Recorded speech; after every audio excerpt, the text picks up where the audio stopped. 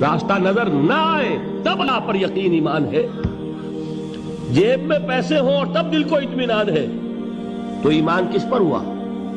पैसे पर, अल्लाह पर नहीं। जब वसाइलो ज़राए न हो और फिर यकीन हो कि अल्लाह मुसब्बिबुल असबाब है, वो असबाब का पाबंद नहीं है, वो असबाब का मोहताज नहीं है, असबाब उसके मोहताज है। अगर ये यकीन है तो अल्लाह पर ईमान है, ये नहीं है तो तुम्हारा ईमान असबाब पर है, वसाइल पर है, जराए पर है, मादियात पर है, अल्लाह पर नहीं। उस वक्त कहां रास्ता था? कोई रास्ता था? समंदर है और उधर से लश्कर आ गया है। कल्ला इन्ना माई रब्बी सयहदीन।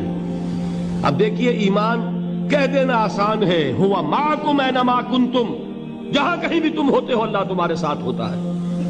लेकिन इसका यकीन कायम हो जाए तो जमीन और आसमान का फर्क वाक़ई